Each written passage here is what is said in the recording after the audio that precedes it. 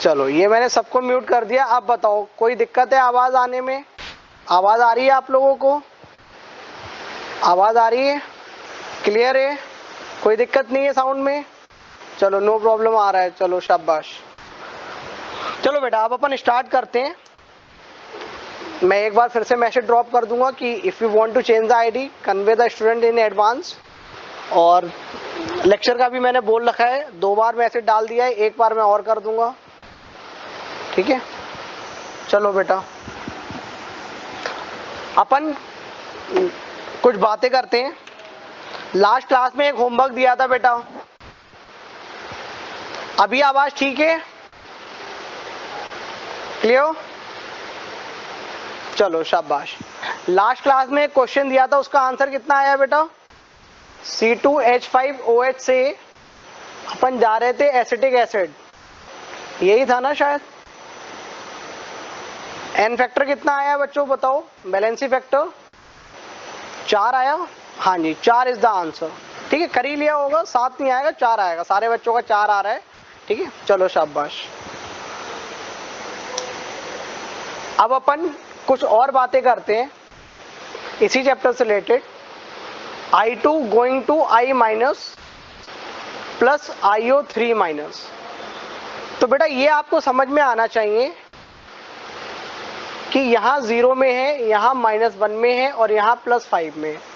तो as you can see ये भैया डिस्प्रपोर्शनेशन वाला केस है, डिस्प्रपोर्शनेशन वाला यहां पे केस बन रहा है।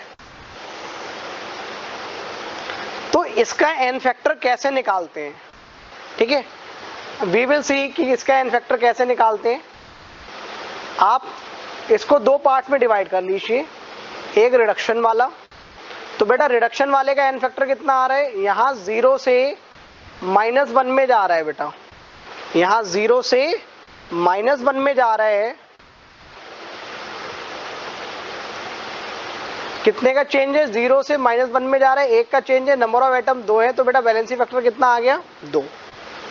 दूसरी वाली देखो बेटा, I2 से जा रहे हैं अपन IO3 माइनस में, ठीक है। तो यहाँ 0 है, यहाँ +5 है, तो बेटा वैलेंसी फैक्टर कितना आ गया? 10। तो जो नेट वैलेंसी फैक्टर होता है डिस्प्रपोर्शनेशन में, let's call it valency factor 2 and let's call it valency factor 1, वो क्या होता है बेटा? 1 upon valency factor 1 plus 1 upon valency factor 2। जैसे आप रेजिस्टेंसेस को पैरेलल में जोड़ते हो, इस तरीके से अपन यहाँ पे करते हैं बेटा। तो जो आपका नेट वैलेंसी फैक्टर होएगा वो कितना आ जाएगा बेटा बताओ? वैल्यू पुट कर दो। तो जो आपका फाइनल वैलेंसी फैक्टर होएगा डेट वुड बी 10 × 2 अपॉन 12, 5/3 आ रहा है क्या बेटा? This is going to be your valency factor, ठीक है। जैसे आप पैरेलल रेजिस्टेंस जोड़ते हो बेटा, इस तरीके से कर देना है। This is how you do the questions, ठीक है। इस वाले में 2 बच्चे पूछ रहे हैं कि सर मेरा आंसर 4 नहीं आया, तो भैया उसको भी देख लो। पहली बात तो आना चाहिए था बेटा, और नहीं आया है तो MLN सर तो जिंदा ही बताएंगे। C2H5 ये है बेटा, ठीक है। और यहां पे मैं बना रहा हूं एसिटिक एसिड।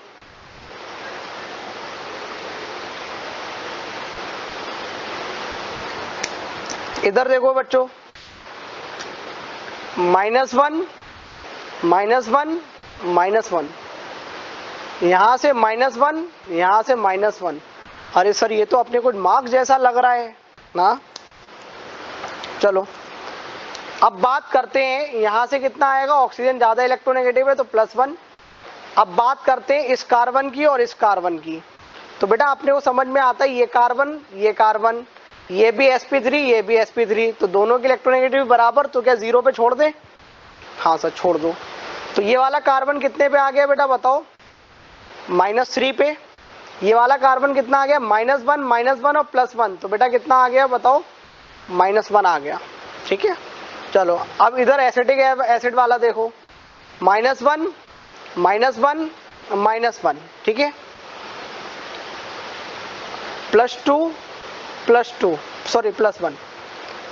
अब बात ये आती है ये कार्बन, ये कार्बन, ये कार्बन sp3 और ये कार्बन sp2, तो sp2 वाला ज्यादा इलेक्ट्रोनेगेटिव होएगा, तो इधर -1 और इधर +1। ठीक है, तो बेटा जरा बताओ ये कार्बन कितने पे आ गया? -1 -1 -1 और +1, तो कितने पे आ गया बेटा बताओ? -2 पे आ गया क्या? हाँ, -2 पे आ गया। और ये कितने पे आ गया बेटा बताओ?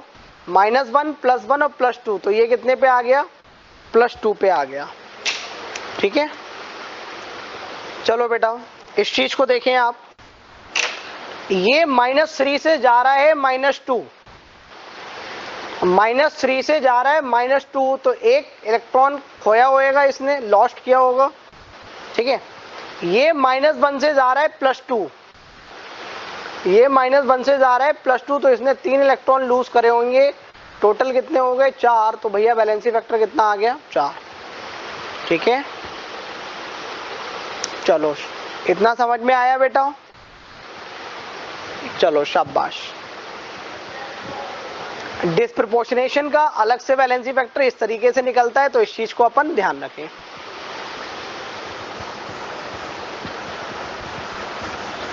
अब बेटा अपन कुछ बातें करेंगे about this particular chapter, equivalent weight. तो बेटा याद करो इक्विवेलेंट वेट क्या होता था? आपको जब इलेक्ट्रोकेमिस्ट्री पढ़ाया था तब भी अपन ने इक्विवेलेंट वेट की कहीं ना कहीं पे चर्चा करी थी बेटा। ठीक है, क्या होता है इक्विवेलेंट वेट? अच्छा इतना तो पता है ना, केमिस्ट्री में मास और वेट सेम होता है।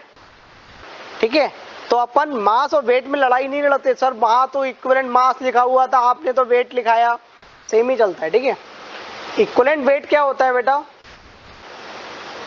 मास अपॉन मास, कौन सा? मोलर मास।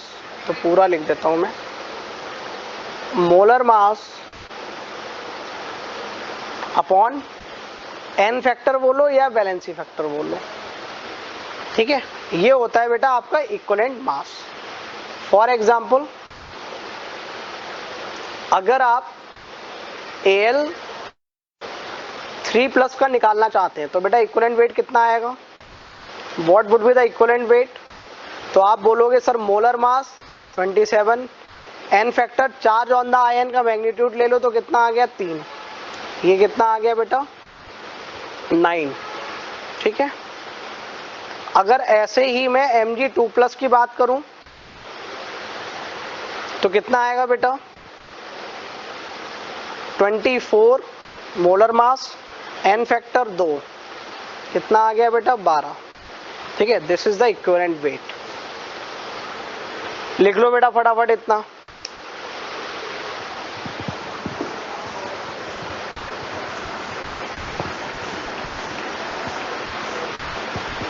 अभी मैं आप लोगों को कुछ देर में अनम्यूट कर दूंगा, थोड़ा पढ़ा लेने दो, क्योंकि आई डोंट थिंक यहां तक किसी को कोई डाउट आया होगा। अगर बेटा मैं कार्बोनेट का निकालना चाहता हूं तो कितना आएगा? तो आप बोलोगे कार्बोनेट का मोलर मास होता है 60। ठीक है, और एन फैक्टर कितना है? 2। तो इक्विवेलेंट वेट कितना आ गया बेटा? 60/2 30। ठीक है, याद कर सको तो ठीक है, अदरवाइज कोई दिक्कत नहीं है, तुरंत ही याद आता है। अगर सल्फेट का निकालना हो तो बेटा, सल्फेट का निकाला है क्या? नहीं। तो इक्विवेलेंट वेट कितना हो जाएगा बेटा? तो आप बोलोगे सल्फेट होता है सर 96, मोलर मास कितना होता है बेटा? 96, और एन फैक्टर कितना है? 2। तो कितना आ गया? 48। तो ये आ गया इसका इक्विवेलेंट वेट।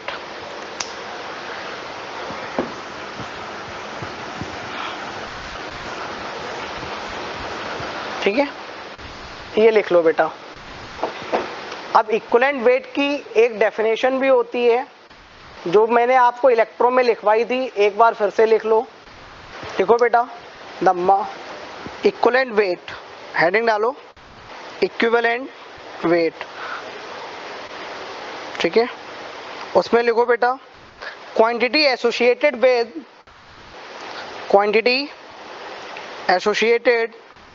विद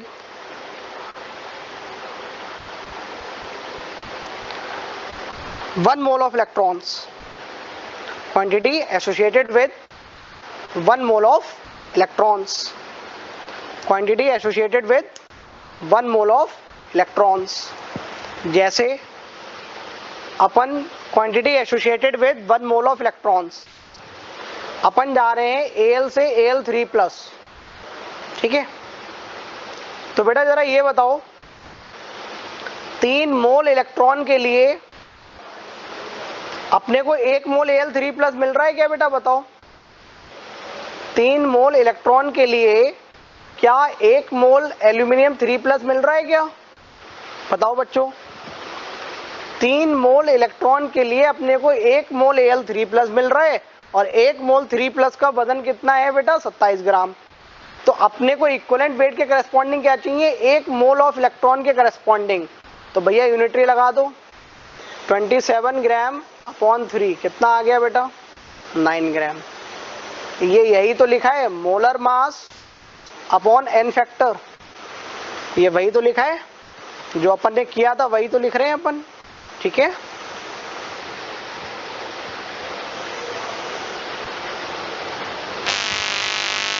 अरे यार बेटा आवाज आ रही है क्या, can you hear me? Blackout हो रखा है, पावर कट हुआ है, ठीक है, तो घबराना नहीं, ठीक है।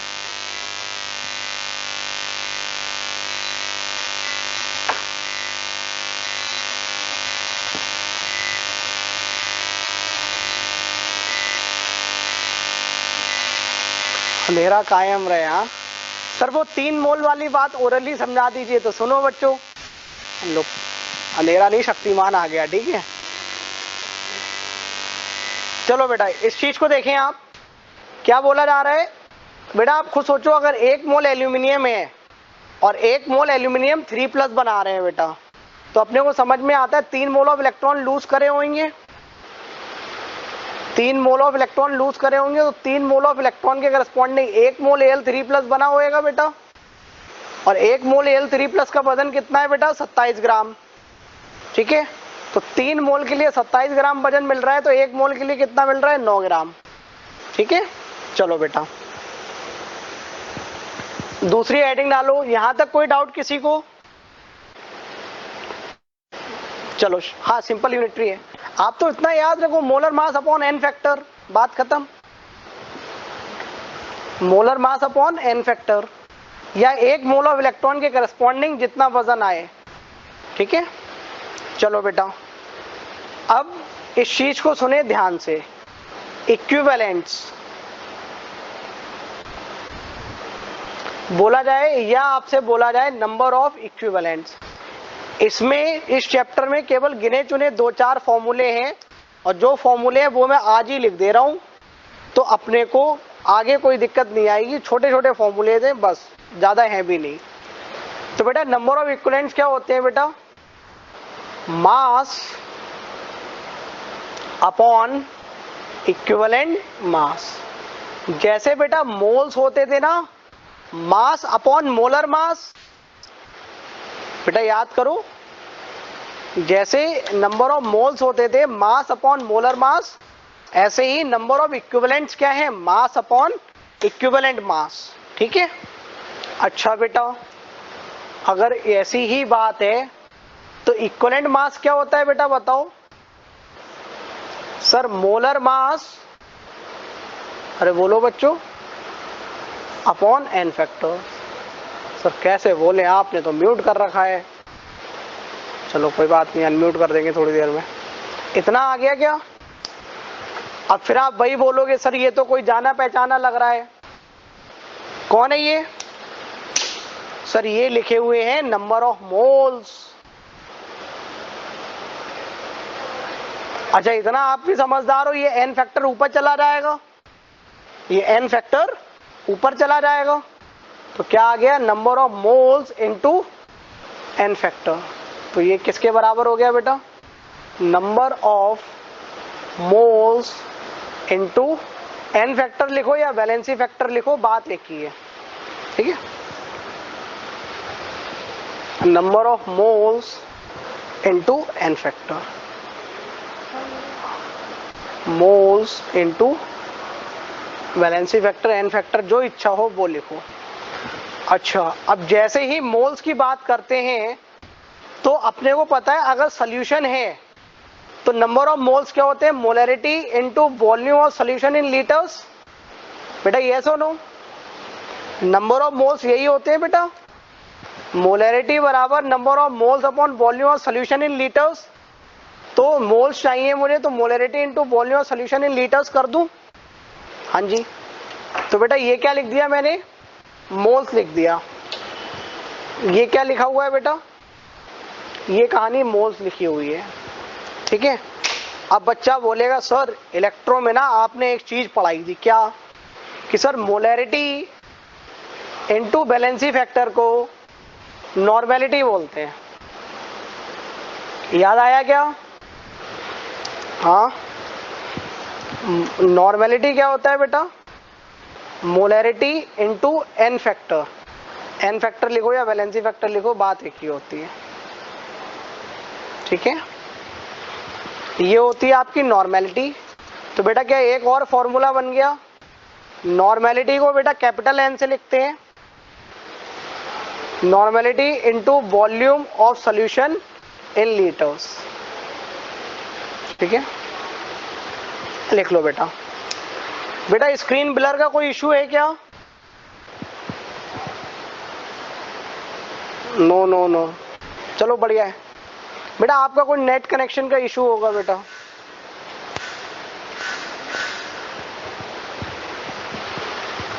ठीक है, इतना लिख लो बच्चों। और ये 3-4 फॉर्मूले याद रखिएगा, उनको भेजिए दूसरे भैया ऑपरेटर को, ठीक है बेटा। 2-4 गिने चुने फॉर्मूले। नंबर ऑफ इक्विवेलेंट्स क्या होता है बेटा? Number of moles into valency factor. अब बेटा आप खुद सोचो, मन में ही बोलो, नंबर ऑफ मोल्स क्या होते हैं? Molarity into volume of solution in litres. तो मोल्स को molarity into volume solution in litres कर दोगे, वैलेंसी फैक्टर को वैलेंसी फैक्टर लिखा रहने दो। अच्छा, फिर आप बोलोगे सब मोलैरिटी इनटू वैलेंसी फैक्टर क्या होता है? नॉर्मेलिटी। तो normality into volume of solution in litres क्या आ गया बेटा? नंबर ऑफ इक्विवेलेंट्स आ गया, ठीक है। छाप लो बेटा इतना।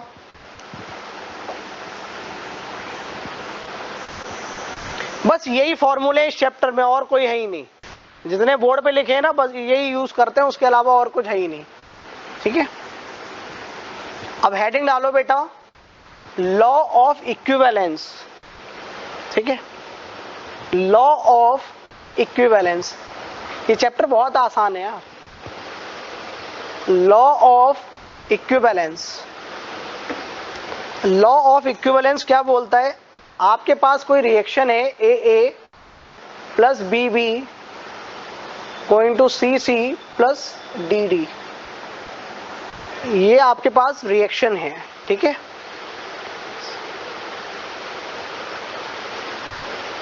सर वो आपने बी लिखा है या एन? कहाँ पे बेटा बी और एन? इतनी बुरी तो राइटिंग नहीं है भैया, बी और एन में ही फर्क ना पहचान पाओ। सर ये ब्लैक ब्लैक आने लग गया, ये बच्चों को थोड़ा दिक्कत है, एक बार देख लीजिए अगर ठीक हो जाए तो लॉ ऑफ इक्विवेलेंस क्या है? Number of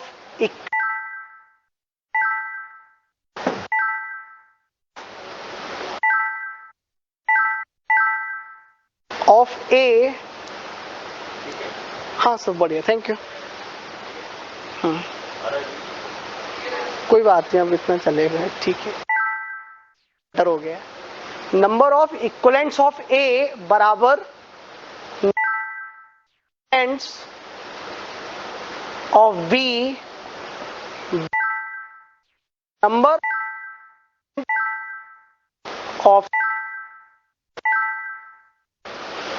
number of equivalents of D. कहने का आशय क्या है बेटा? कि सबके इक्विवेलेंट उठा के बराबर कर दो, ठीक है। ये हाँ, थैंक यू। अब बेटा बढ़िया दिख रहा होगा आप लोगों को, थैंक यू। चलो, नियम क्या है? सबके इक्विवेलेंट उठा के बराबर कर दो, ठीक है। चलो, सबके इक्विवेलेंट उठा के बराबर कर दो, ये है आपका लॉ ऑफ इक्विवेलेंस। अब अच्छी चीज क्या है कि अपने को पता है बेटा नंबर ऑफ इक्विवेलेंट्स क्या होते हैं। अगर मैं इक्विवेलेंट्स ऑफ ए की बात करूं बेटा, बताओ तो नंबर ऑफ इक्विवेलेंट्स ऑफ ए क्या है? अब आप बोलोगे सर नंबर ऑफ इक्विवेलेंट निकालने तो वेट अपॉन इक्विवेलेंट वेट, हाँ तो आप क्या लिखोगे, वेट ऑफ ए अपॉन, बोलो बच्चों, इक्विवेलेंट वेट ऑफ ए, यही तो बोलोगे, ठीक है। अच्छा, इसी को और क्या लिखोगे, जब और सॉल्व करोगे तो क्या आ जाएगा बेटा बताओ, moles of A into valency factor. अरे बच्चों ये सुनो, यही तो आएगा, मोल्स ऑफ ए इंटू, बेटा आवाज आ रही है, कैन यू हियर मी? चलो शाबाश। अरे यार फिर अंधेरा हो गया, चलो ठीक है, moles of A into valency factor. अच्छा बेटा ये किसके बराबर होगा, मोलैरिटी इंटू वॉल्यूम, किसके लिए, ए के मोल्स निकाल लोगे फिर आगे तो कर ही लोगे बेटा, normality into valency, normality into volume फलाना ढिमका, ये सब आप लोग कर ही लोगे, ठीक है। तो इस तरीके से अपने को लॉ ऑफ इक्विवेलेंस ये बोलता है, ठीक है। चलो बेटा दूसरी एक हेडिंग और डालो, इक्विवेलेंट वेट। इक्विवेलेंट वेट की दो परिभाषाएं हैं। नई परिभाषा क्या थी कि एक मोल के करस्पॉन्डिंग, एक मोल ऑफ इलेक्ट्रॉन के करस्पॉन्डिंग जो वेट आ रहा है उसको अपन इक्विवेलेंट वेट बोलते थे, ठीक है। एक पुरानी परिभाषा और है, उसको लिखें बेटा, एक पुरानी परिभाषा और है उसको लिखें। हेडिंग डालो बेटा, equivalent weight, right down the heading equivalent weight. लिख लिया बच्चों?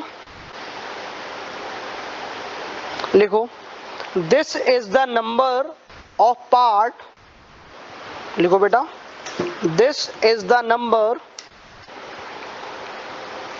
This is the number of part, this is the number of part by weight, फिर से सुन ले बेटा, this is the number of part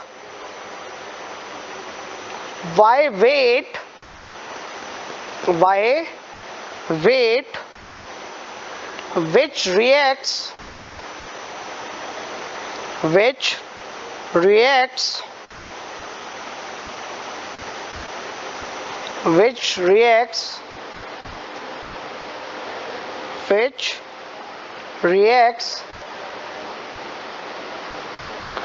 directly or indirectly, which reacts directly or indirectly,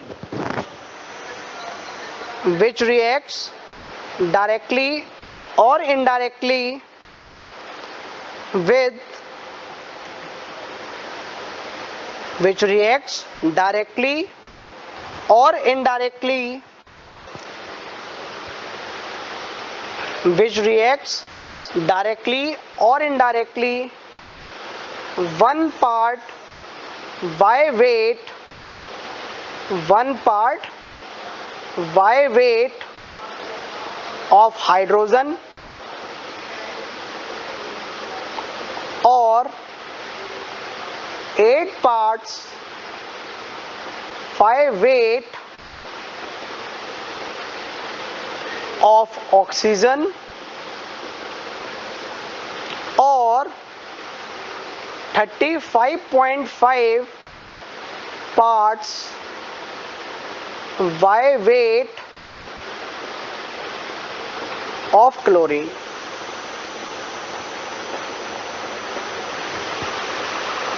ठीक है, ये है बेटा इक्विवेलेंट वेट की पुरानी परिभाषा। उन्होंने क्या कहा कि अगर आपको किसी भी एलिमेंट का आपको इक्विवेलेंट वेट निकालना है, ठीक है, स्टेटमेंट को गोली मारो, क्वेश्चन बड़े आसान से आते हैं। तो उन्होंने क्या कहा बेटा, 35.5 parts, 35.5 parts by weight of chlorine. तो उन्होंने क्या कहा कि जितना वजन 1 ग्राम हाइड्रोजन से रिएक्ट करे वो उसका इक्विवेलेंट वेट है। अगर वो हाइड्रोजन से रिएक्शन नहीं हो रही उस पर्टिकुलर रिएक्शन में तो ऑक्सीजन होगी शायद। तो उन्होंने क्या कहा कि 8 ग्राम ऑक्सीजन के करस्पॉन्डिंग जितना वेट रिएक्ट करे वो उसका इक्विवेलेंट वेट है। उन्होंने कहा कि 35.5 ग्राम ऑफ क्लोरीन के करस्पॉन्डिंग जो वेट रिएक्ट करे वो आपका इक्विवेलेंट वेट है। ठीक है, ये पुरानी डेफिनेशन थी।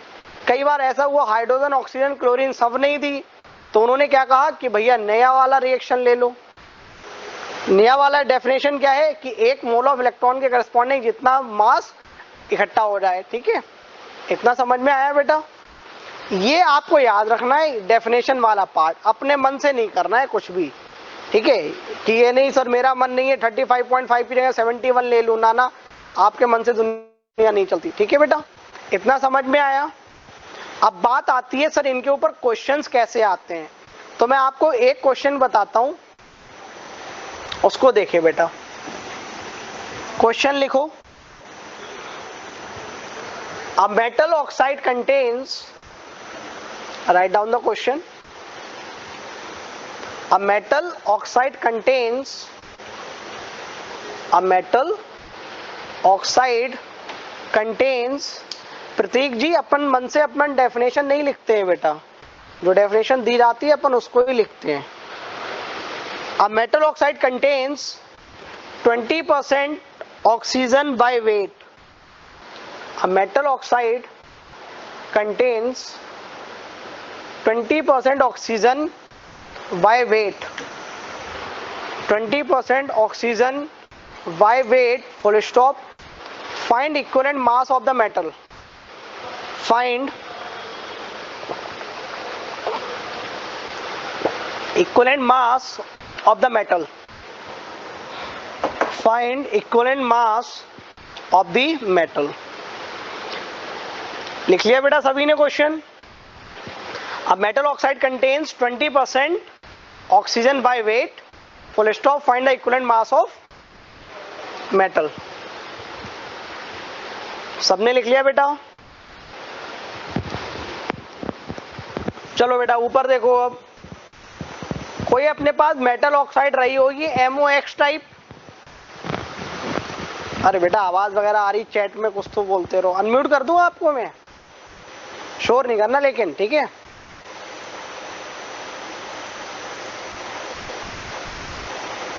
चलो शोर नहीं करेंगे, इस चीज का ध्यान रखें अपन।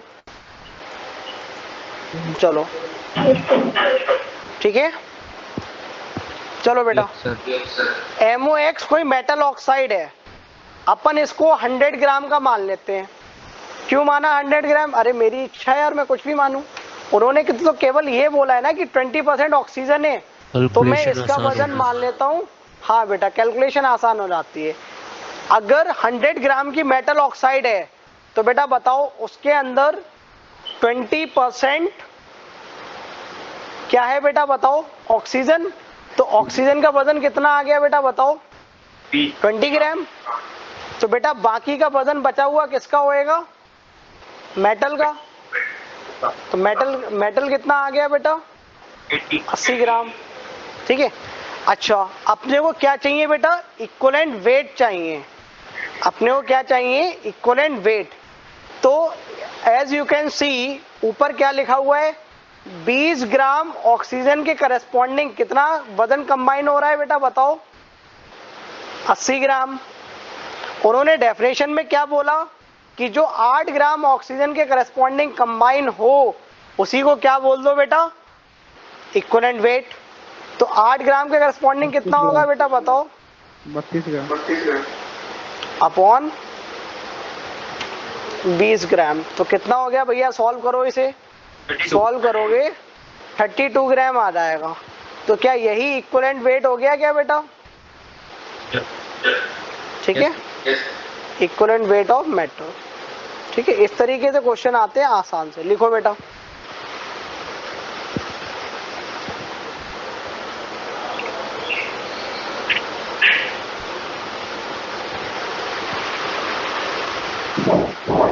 अपने वीडियो को पिन कर दीजिए। हाँ ये भी बात ठीक है, पिन तो हो रखा है बेटा, स्पॉटलाइट करना होगा शायद। चलो अब ठीक है। चलो बेटा, किसी को कोई डाउट है यहां तक? Right down the next question. अपने को तो इक्विवेलेंट वेट चाहिए था, तो अपन ने डेफिनेशन यूज कर ली। ठीक है, अगला लिखो बेटा, 2 ग्राम metal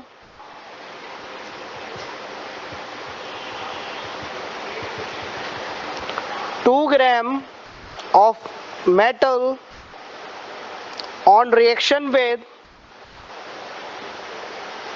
2 gram of metal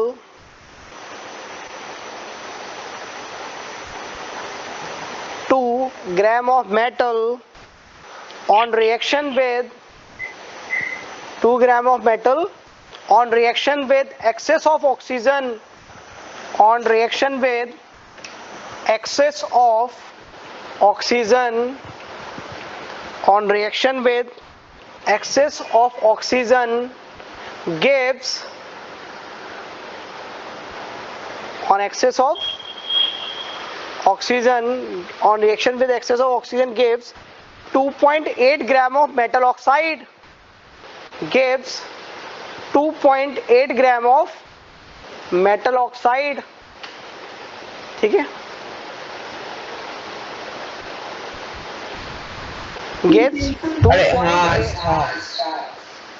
gives 2.8 gram of metal oxide।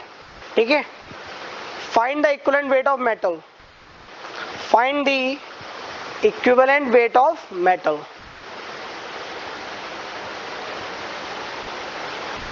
लिख लिया बेटा सभी ने? Yes, sir. चलो अब देखो बेटा, उन्होंने क्या बोला कि शुरू में आप 2 ग्राम मेटल लेके चले, उसको आपने एक्सेस ऑफ ऑक्सीजन से रिएक्ट कराया। अगर आपने एक्सेस ऑफ ऑक्सीजन से रिएक्ट कराया तो भैया सारा का सारा मेटल खत्म हो गया होएगा, और फिर बना क्या है, मेटल ऑक्साइड बनी है। वो भी कितने ग्राम बेटा बताओ? 2.8 ग्राम। अब बेटा अपने को इतना समझ में आता है 2.8 ग्राम में मेटल सारा का सारा गया है, तो मेटल का वजन कितना होएगा बेटा बताओ? 2 ग्राम। तो जो टोटल वजन आया है 2.8 ग्राम में मेटल ऑक्साइड में, मेटल का वजन कितना है बेटा? 2 ग्राम। तो ऑक्सीजन का वजन कितना रहा होएगा बेटा बताओ? 0.8 ग्राम। अच्छा, जो 0.8 ग्राम ऑक्सीजन आई है वो कहाँ से आई है बेटा? यहीं से आई होगी। ठीक है, चलो अब अपन क्या बोलेंगे बेटा, फिर से वही कहानी। 0.8 ग्राम ऑफ ऑक्सीजन के करस्पॉन्डिंग मेटल कितना कंबाइन कर रहा है बेटा बताओ? 2 ग्राम। अच्छा, डेफिनेशन क्या बोलती है?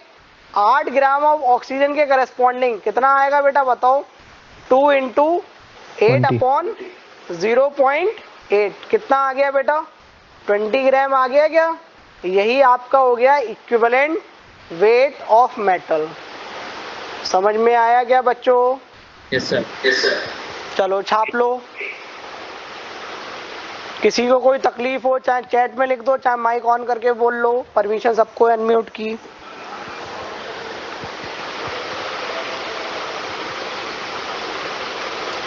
अगला क्वेश्चन करो बेटा। 10 ग्राम ऑफ मेटल। अच्छी बात क्या रहती ना, हमें रिएक्शन बैलेंस करने की जरूरत नहीं पड़ती। ठीक है, रिएक्शन बैलेंस करने की यहाँ जरूरत ही नहीं है, चुपचाप इक्विवेलेंट बराबर करते रहो। ठीक है, चलो बेटा अगली क्वेश्चन लिखो। 10 gram of a metal 10 gram of a metal on reaction with excess of dilute H2SO4 on reaction with excess of dilute H2SO4 on reaction with excess of dilute H2SO4 liberates बेटा ऊपर देखो screen पे 2.24 liters of hydrogen at STP। 2.24 liters of hydrogen at STP। इतनी hydrogen liberate हुई है STP पे। उन्होंने बोला है find the equivalent weight of metal, find the equivalent weight of metal. ठीक है,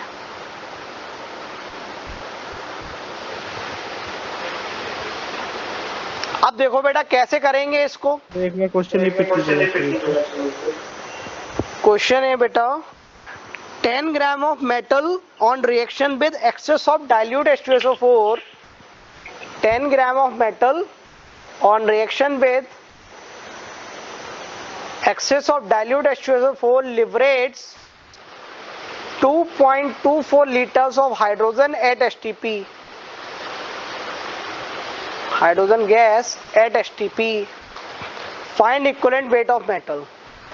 चलो बेटा शुरू हो गए आप लोग। सबसे पहले क्या करोगे बेटा, इतना, हाँ मोल्स ऑफ हाइड्रोजन निकालोगे। तो इतना तो आप समझदार हो, STP पे हो तो 22.4 लीटर से डिवाइड कर दो। तो ये क्या आ गए बेटा, मोल्स ऑफ हाइड्रोजन आ गए। कितने आ गए, 0.1। ये दिख ही नहीं रहा होगा। ये मोल्स ऑफ हाइड्रोजन आ गए। कितने आ गए, जब इसको सॉल्व करोगे तो बेटा कितना आ गया, 0.1 आ गया क्या। अरे यार ये भी नहीं दिख रहा होगा, इधर लिख दूं। Number of moles of hydrogen कितने आ गए बेटा ये सॉल्व करने पे, 0.1। तो बेटा 0.1 मोल्स ऑफ हाइड्रोजन का वजन कितना होता है बेटा बताओ। हाँ 0.2 ग्राम। अरे बेटा 1 मोल का वजन 2 ग्राम होता है ना। Yes sir. अरे भैया ये भी सिखाना पड़ेगा क्या, नंबर ऑफ मोल्स बराबर मास अपॉन मोलर मास। तो भैया मास कितना आ गया, 0.2 ग्राम आ गया। तो मास कितना आ गया बेटा, 0.2 ग्राम आ गया। ठीक है चलो अब आप समझदार हो क्या कि 0.2 ग्राम से कंबाइन डायरेक्टली और इनडायरेक्टली मेटल कितना कर रहा है बेटा बताओ, 10 ग्राम। डेफिनेशन क्या बोलती है हाइड्रोजन के लिए, 1 ग्राम। तो 1 ग्राम के लिए कितना आ जाएगा, 1 ग्राम इंटू 10 ग्राम अपॉन 0.2 ग्राम। सॉल्व करके कितना आया बच्चों, 50 ग्राम। तो यही क्या है बेटा आपका इक्विवेलेंट वेट। लिख लो बेटा, यही आपका है इक्विवेलेंट वेट। ठीक है और क्वेश्चन करोगे, एक और करो। इस चैप्टर में ऐसे ही छोटे छोटे ही हैं और है ही नहीं। एक लिखो बेटा 10 ग्राम ऑफ मेटल ऑक्साइड, मैं लिख के देता हूँ, आप मत लिखो मैं लिख रहा हूँ, उस तरीके से करो। का डिवीजन हो गया। हाँ मेटल ऑक्साइड बेटा, कोक जानते हो, कार्बन, केमिकल फॉर्मूला तो कार्बन ही है। Yes sir. कोकोकोला। नालायक, ये क्या आएगा फिर, रिड्यूसिंग एजेंट है तो खुद को ऑक्सीडाइज कर लेगा और मेटल को रिड्यूस कर देगा। ठीक है तो मेटल मिल गया। उन्होंने बोला ये मिला है 5.6 ग्राम। अरे अरे अरे अरे अरे अरे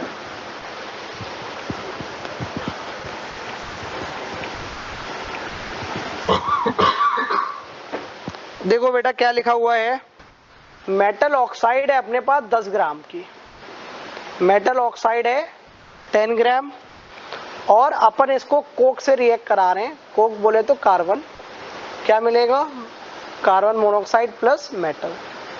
उन्होंने बोला है कि जो कार्बन मोनोऑक्साइड मिली है इसका टोटल वजन है 5.6 ग्राम।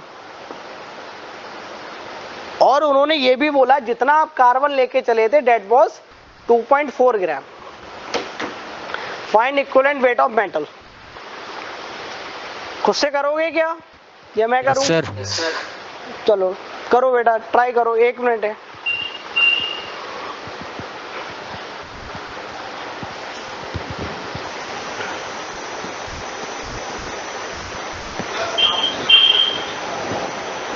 कितना आया बेटा आंसर?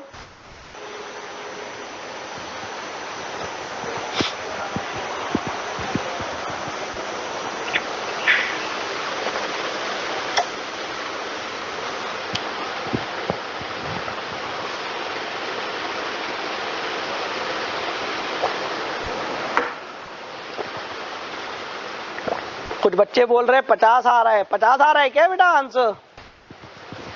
चलो लेट्स चेक कितना आ रहा है बेटा। ऊपर देखो सभी लोग, स्टॉप राइटिंग। देखो बेटा, अपने पास 5.6 ग्राम कार्बन मोनोऑक्साइड है। कार्बन मोनोऑक्साइड में जो कार्बन आया है वो यहीं से आया होगा, तो जितना कार्बन इधर था उतना ही कार्बन इधर भी होएगा। तो इसका वजन कितना है बेटा? 2.4 ग्राम। अगर बेटा कार्बन का वजन 2.4 ग्राम है और टोटल ऑक्साइड का वजन 5.6 से है, तो बेटा बताओ इसका वजन कितना रहा होगा ऑक्सीजन का? 3.2 ग्राम। ठीक है। अच्छा बेटा जरा ये बताओ, 3.2 ग्राम ये ऑक्सीजन आई कहां से? मेटल ऑक्साइड से। अरे बच्चों ये सुनो। यस। तो बेटा यहाँ ऑक्सीजन 3.2 ग्राम है, तो यहाँ भी कितनी होगी? 3.2। अगर 3.2 यहाँ है, टोटल है 10, तो ये मेटल कितना होएगा? 6.8 ग्राम। Yes sir. अरे भैया टोटल 10 है ना, 10 में से 3.2 घटा दो तो मेटल कितना है? 6.8। तो बेटा अपन फिर से वही कहानी पढ़ेंगे। 3.2 ग्राम के लिए कंबाइन हो रही है 6.8 ग्राम। डेफिनेशन बोलती है 8 ग्राम ऑक्सीजन के लिए कितना कंबाइन होएगा? तो भैया बोलो कितना कंबाइन होएगा? इंटू 8 अपॉन 3.2 ग्राम। तो ये कितना आ गया बेटा बताओ? 17 आ रहा है क्या? हाँ 17 आ रहा होगा बेटा। ठीक है, तो दिस इज योर आंसर। लिख लिया बच्चों?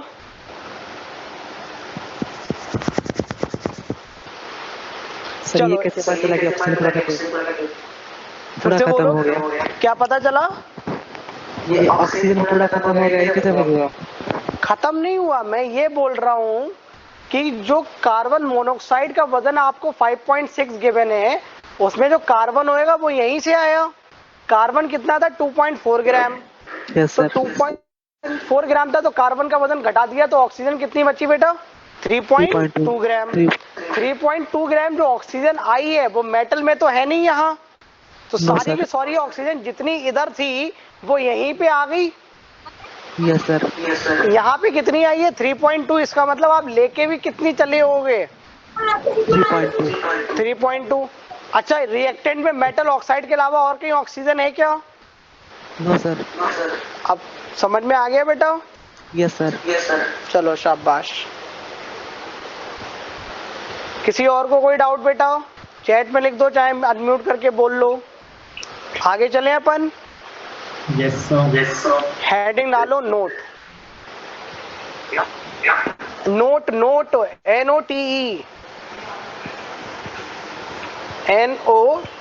नोट। और बेटा मैं अभी पूरा बोर्ड भर दूंगा, उसके बाद आप लिखना। ठीक है, सब लोग स्क्रीन पे देखें और एक बार में समझने की कोशिश करें। अपने पास मान लो Al2SO4 का होल थ्राइस एल्यूमिनियम सल्फेट। ठीक है, ये है अपने पास, मान लो लेट्स कॉल इट कितना? लेट्स कॉल इट 1 मोलार है। तो बेटा बताओ Al 3 molar, sulphate would be 3 molar. कोई तकलीफ यहां तक किसी को? नहीं। अब आगे सुनो, अगर मैं मोलैरिटी की जगह कॉन्सेंट्रेशन को लिखूं, अब बेटा आप लोग बोलेंगे नहीं, केवल सुनते रहे, एक बार मैं खत्म कर दूंगा, फिर मैं आपसे पूछ लूंगा कोई डाउट है या नहीं है। अगर ये गिवन है बेटा 1 नॉर्मल, नॉर्मेलिटी गिवन है 1 नॉर्मल, और अपने से पूछा गया कि Al3+ की नॉर्मेलिटी कितनी है वो आप लोग बताएं, और आपसे पूछा जाए कि SO4 2- की नॉर्मेलिटी कितनी है वो आपको बतानी है। तो अपन कैसे करेंगे इस चीज को देखें। अपन ये जानते हैं, पहले मैं Al2SO4 के लिए बात कर रहा हूं, फॉर Al2SO4 का होल थ्राइस। अपन जानते हैं बेटा ये सॉल्ट है, तो इसका वैलेंसी फैक्टर कितना आएगा? या तो टोटल कैटायनिक चार्ज ले लीजिए या टोटल एनायनिक चार्ज ले लीजिए। तो बेटा ट्वाइस ऑफ Al3+ या थ्राइस ऑफ सल्फेट आयन, तो बेटा कितना आएगा वैलेंसी फैक्टर? 6 आ जाएगा इसका। तो अपन जानते हैं नॉर्मेलिटी क्या होती है बेटा, molarity into valency factor, this is the normality. ठीक है, नॉर्मेलिटी इसकी गिवन है 1, मुझे मोलैरिटी निकालनी है, वैलेंसी फैक्टर है 6, तो बेटा ये बताइए मोलैरिटी ऑफ Al2SO4 का होल थ्राइस कितना आ गया बेटा, 1/6। ठीक है, दिस इज द मोलैरिटी किसके लिए बेटा, Al2SO4 का होल थ्राइस, ये आ गई मोलैरिटी Al2SO4 का होल थ्राइस। अगर मैं मोलैरिटी निकालना चाहता हूं यहां से Al3+ की, तो कितना आएगा, आप बोलोगे सर 2 से मल्टीप्लाई कर दो, तो कितना आ गया बेटा बताओ, 1/3 आ गया क्या मोलर बेटा। Yes, इसका sir. इसका एन फैक्टर कितना होगा, 3। ठीक है, इसका एन फैक्टर कितना है, 3। मोलैरिटी कितनी आ जाएगी, आप बोलोगे सर जितनी Al2SO4 का होल थ्राइस की मोलैरिटी है उसकी डबल कर दो, जैसे यहाँ पे करते थे ना मोलैरिटी, तो आप क्या करोगे 1/6 का डबल करोगे तो कितना आ गया 1/3। ठीक है, अच्छा अगर मैं बात करूं सल्फेट आयन की, तो सल्फेट आयन की बेटा मोलैरिटी कितनी आएगी, तो आप बोलोगे सर इसका 3 गुना कर दो, तो मोलैरिटी कितनी है 1/6, तो इसका 3 गुना करोगे तो बेटा कितना आ जाएगा, हाफ मोलर। ठीक है, लेकिन मुझे मोलैरिटी नहीं चाहिए, मुझे क्या चाहिए बेटा, यहाँ पे नॉर्मेलिटी चाहिए, आई वॉन्ट द नॉर्मेलिटी। तो नॉर्मेलिटी कैसे आएगी बेटा, इसका वैलेंसी फैक्टर कितना है 3 और इसका वैलेंसी फैक्टर कितना है 2। ठीक है, तो अगर मैं फॉर Al3+ नॉर्मेलिटी क्या होती है बेटा बताओ, मोलैरिटी इनटू वैलेंसी फैक्टर, तो मोलैरिटी ऑफ Al3+ की कितनी है 1/3, वैलेंसी फैक्टर कितना है बेटा 3, तो नॉर्मेलिटी कितनी आ गई 1/3 इंटू 3 1 आता है क्या, तो नॉर्मेलिटी कितनी आ गई 1 आ गई।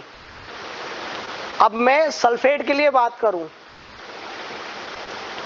तो सल्फेट के लिए भी यही फॉर्मूला आ जाएगा, नॉर्मेलिटी बराबर molarity into valency factor. Molarity कितनी है सल्फेट की, हाफ, वैलेंसी फैक्टर कितना है 2, इसको जब सॉल्व करोगे कितना आया 1, यानी ये भी कितना आया 1।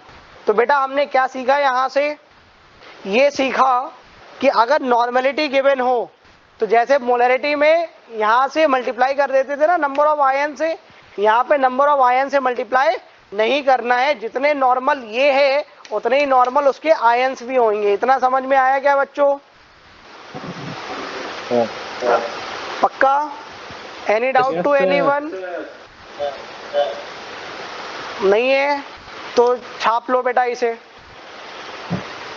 ठीक है सर, आप बोले थे बोर्ड भर देंगे, बोर्ड पूरा नहीं भर। बस इतना ही है, अभी और भी नोट आएंगे बेटा। ठीक है, इतना लिख लो बेटा, ये है नोट नंबर 1। तो अगली बार से अपन इतना लंबा डेरिवेशन नहीं करेंगे, अपन सीधा सीधा बोलेंगे जो इसकी नॉर्मेलिटी है वही उसके आयंस की भी है। ठीक है, कॉन्स्टिट्यूएंट आयंस की भी सेम कर देना, मोलैरिटी की तरह नंबर ऑफ आयन से मल्टीप्लाई नहीं करते पर फॉर्मूला यूनिट।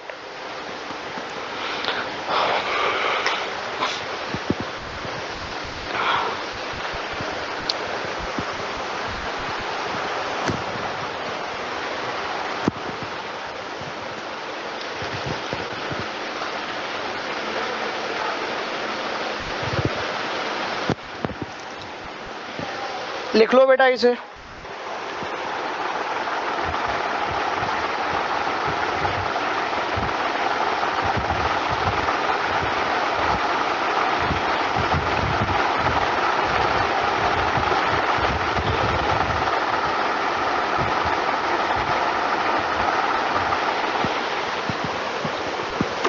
लिख लिया बच्चों?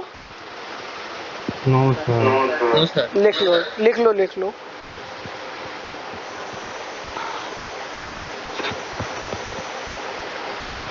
आज का मैच हो रहा है या कैंसिल हो गया?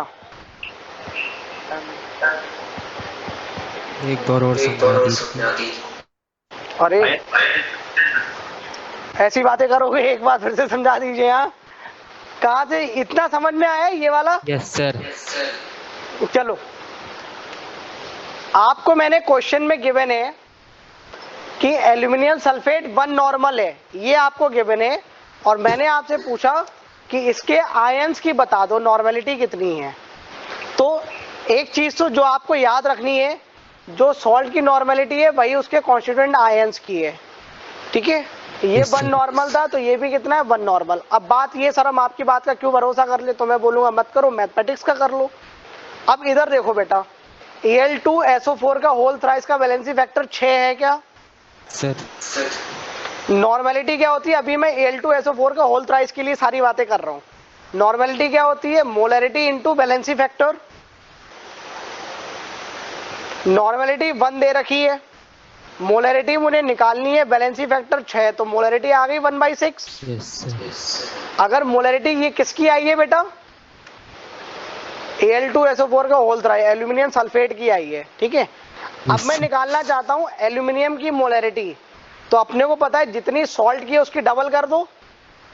यस अरे इतना तो पता है ना। Yes sir. सल्फेट की निकालेंगे तो उसका 3 गुना कर दो। यस सर तो बेटा 1/6 का 2 गुना कितना होता है, 1/3। यस सर 1/6 इंटू 2 बराबर 1/3 मोलार, ठीक है। और ये कितना आएगा बेटा, 1/6 इंटू 3 गुना कर दूं तो कितना आ गया बेटा, 1/2 मोलार। अच्छा, इनका एन फैक्टर कितना है 2 और इसका एन फैक्टर कितना है 3। अब मैं बात कर रहा हूं फॉर Al3+ आयन, इसके लिए भी फॉर्मूला वही, नॉर्मेलिटी बराबर molarity into valency factor. Yes sir molarity कितनी आई बेटा 1/3, 1/3 वैलेंसी फैक्टर 3, तो यस 1/3 इंटू 3 कितना होता है 1, तो 1। नॉर्मेलिटी कितनी आ गई 1 1। सल्फेट के लिए भी यही कर लिया, ठीक है। Yes, sir. 1/2 इंटू 2, ठीक है। समझ में आया बेटा? यस सर चलो दूसरा नोट लिखो, अपने को क्या समझ में आया, जो नॉर्मेलिटी दे रखी है वही सबकी आयंस की भी लिख दो। नोट नंबर 2 वो लिखो बेटा,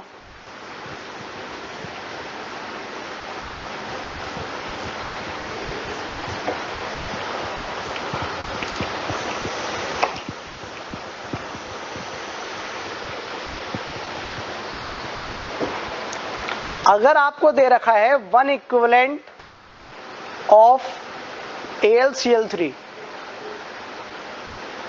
ठीक है, 1 इक्विवेलेंट ऑफ AlCl3, तो आपसे पूछा जाए कि बताओ Al3+ के कितने इक्विवेलेंट्स हैं और Cl- के कितने इक्विवेलेंट्स हैं। ध्यान से सुनिएगा, ठीक है।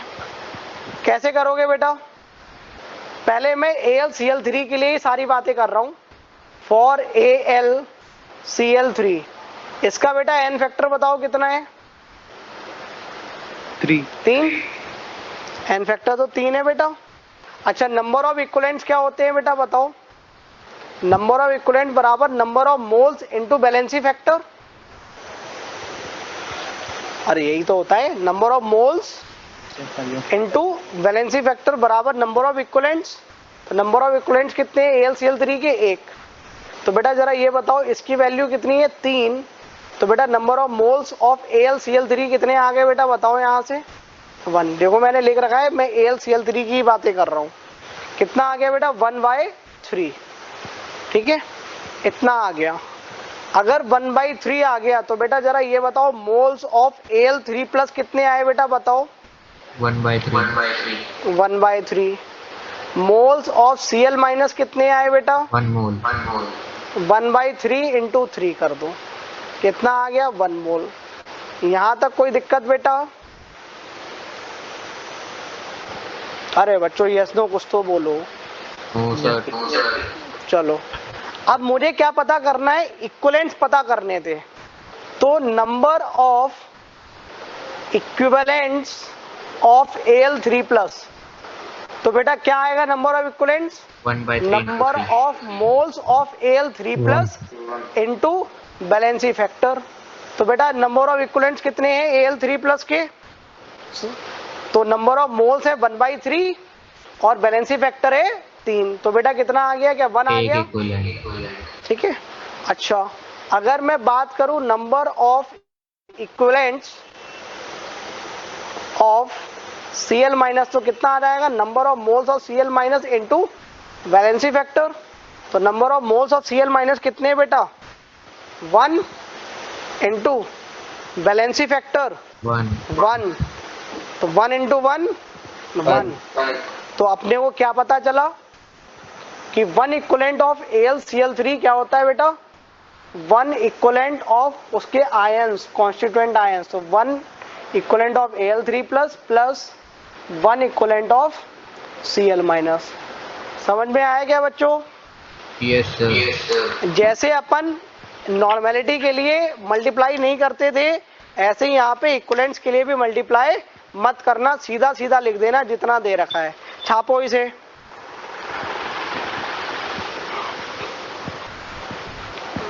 समझ में आया बच्चों ये? Yes sir. चलो शाबाश।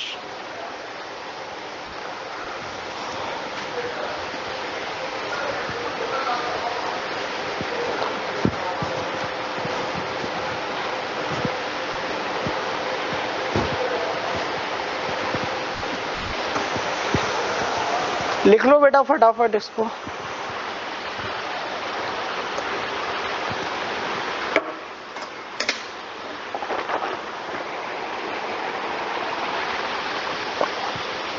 हाँ बेटा ये सेकंड नोट है।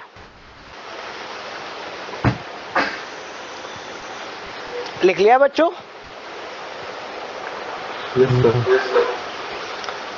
चलो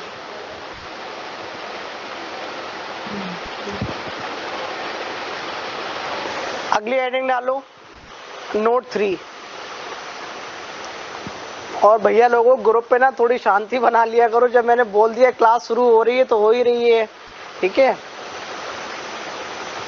बेसिकली सिस्टम ही स्टार्ट नहीं हो रहा था, फिर स्टार्ट हो गया तो लॉगिन आईडी चेंज हो गई तो वक्त लग जाता है उसमें। चलो बेटा इतना लिख लिया।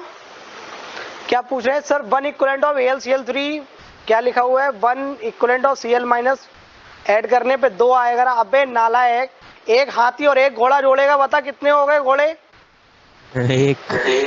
एक ही तो रहेगा। हाँ तो ये 1 इक्वलेंट ऑफ Al3 प्लस लिखा है और ये 1 इक्वलेंट ऑफ Cl माइनस लिखा है। इसको बोल रहा है कि सर जोड़ के 2 लिख दो, पिटेगा नालायक। हाँ चलो ठीक है, आगे चलते हैं बेटा थर्ड नोट की तरफ। अपन यही वाला सॉल्ट ले लेते हैं, AlCl3 इक्विवेलेंट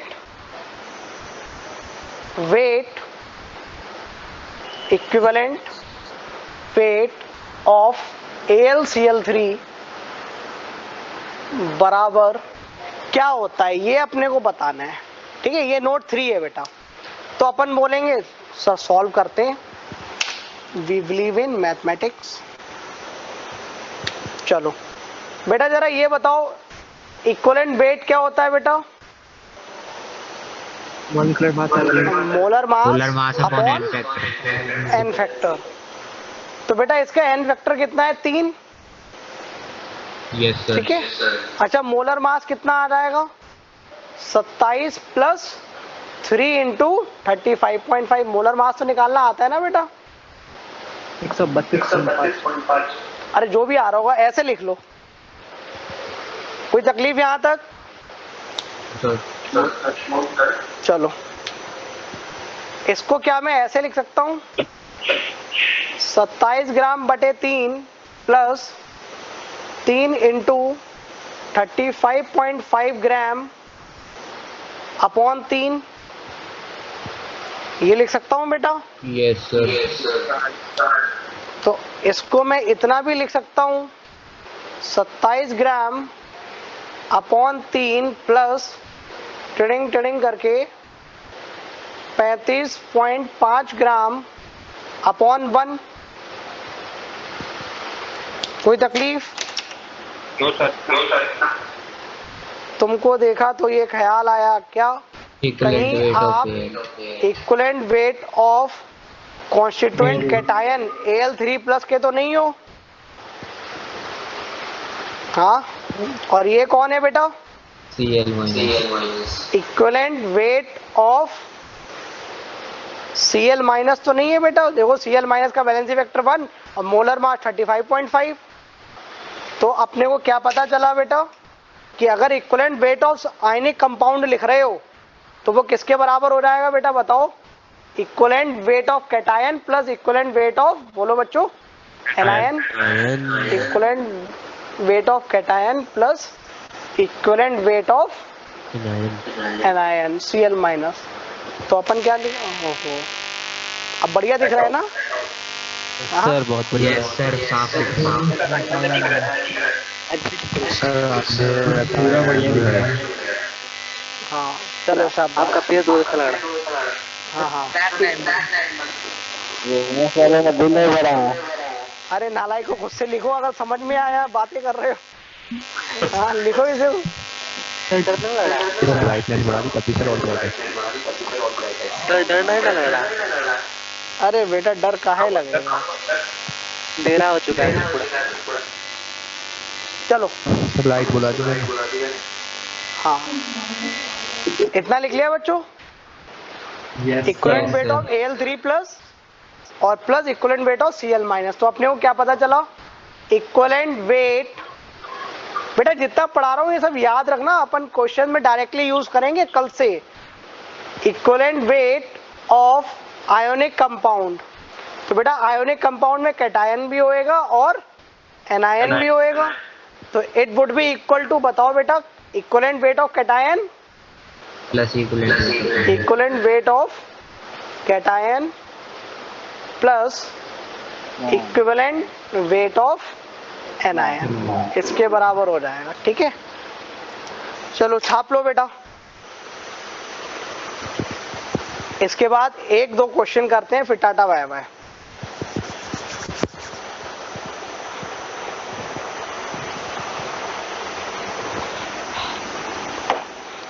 बेटा ध्यान रहे, ये चीज मैं डायरेक्टली यूज करूंगा फॉर्मूला, तो कोई ये ना पूछे सर ये कैसे लिख दिया आपने, इसलिए इसको याद कर लो। जितने भी फॉर्मूले दो चार आज लिखवाए याद कर लो। Equivalent weight of ionic compound क्या है, equivalent weight of cation plus equivalent weight of anion. ठीक है, अपन इसको डायरेक्टली यूज करेंगे। छाप लो बेटा।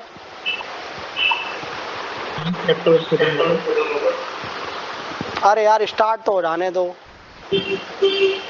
5 लेक्चर हो गए। ज्यादा बड़ा नहीं है, 5-6 लेक्चर में खत्म हो जाता है, वो भी आराम आराम पढ़ेंगे तो। सिलेबस नवंबर। अरे यार सर बता दीजिए।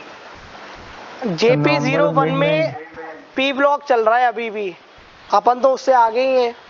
JP01 1 to 4, 5 to 8 से अपन एक दो लेक्चर पीछे हैं। 5 to 8 से अपन एक आध लेक्चर पीछे हैं, वो बराबर कर लेंगे, टेंशन ना लो।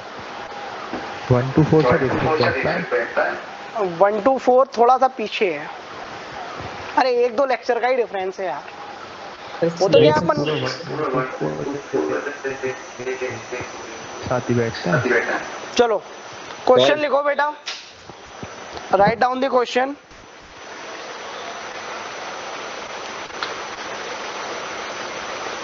To gram of metal oxide, 2 gram of metal oxide, 2 gram of metal oxide on reaction with H2SO4, on reaction with H2SO4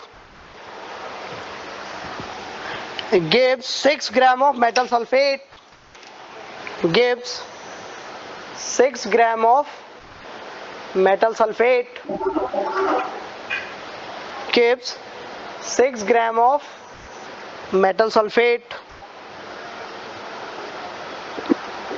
Find equivalent weight of metal.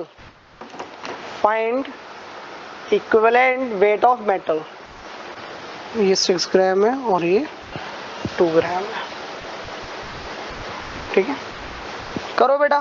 क्या दे रखा है, 2 gram of metal oxide on reaction with फुरानाडिम का gives इतना equivalent weight of metal. चलो बेटा निकालो, कैसे आएगा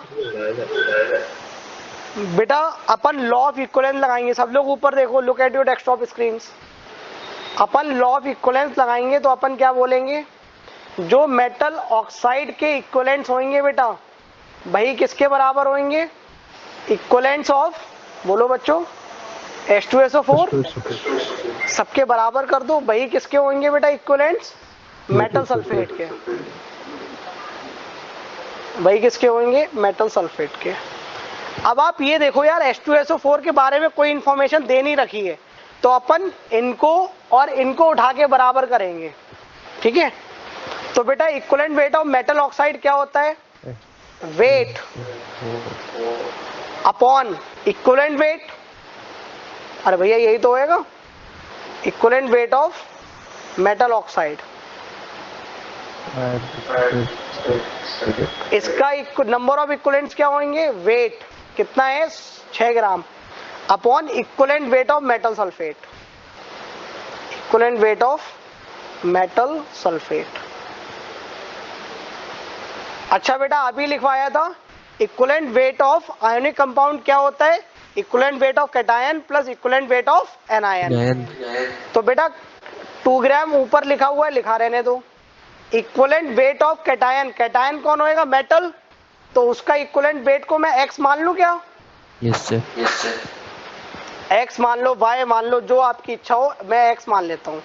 equivalent weight of cation plus equivalent weight of anion. तो बेटा ऑक्साइड का इक्विवेलेंट वेट क्या होएगा? 16/2। अरे भैया इतना ही होएगा क्या? Yes sir. इक्विवेलेंट वेट क्या होता है? Molar mass upon N factor. तो मोलर मास ऑक्साइड का कितना है? 16 ग्राम। 16। एन फैक्टर कितना है? 2। तो मैं डायरेक्ट यहाँ पे 8 लिख दूं क्या? Yes sir. पक्का? चलो बराबर 6 ग्राम upon equivalent weight of metal sulphate क्या होएगा? Equivalent weight of metal plus equivalent weight of sulphate. Equivalent weight of sulphate कितना होएगा बेटा बताओ? तो आप बोलोगे मोलर मास 48 आएगा अपॉन एन फैक्टर 2। तो कितना आ गया बेटा? 48। कैसे लिखा फिर से सुन लो, कोई दोबारा ना पूछे, फिर से सुन लो। Molar mass upon N factor, molar mass upon N factor. Sulphate का मोलर मास है 96, तो कितना आ जाएगा? 48।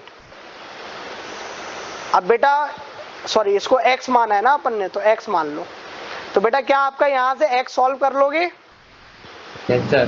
20 तो x सॉल्व करके बताओ कितना आ रहा है? x सॉल्व करके कितना आ रहा है? 40। 12 आ रहा होगा, 12 आ रहा होगा, चेक करो। 12 आएगा ना, ठीक है। यही क्या आ गया बेटा आपका? इक्विवेलेंट वेट ऑफ, बोलो बच्चों, मेटल। ठीक है, छाप लो इसे, इक्विवेलेंट वेट ऑफ मेटल। ये आपका आंसर हो गया। दूसरा क्वेश्चन करो बेटा।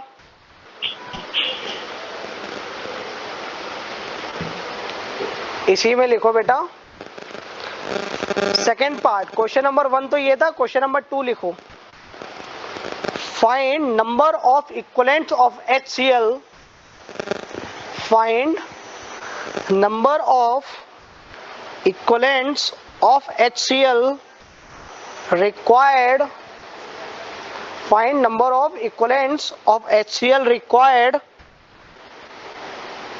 to react with 10 gram of metal oxide, to react with 10 gram of metal oxide, to react, find the number of equivalents of HCl,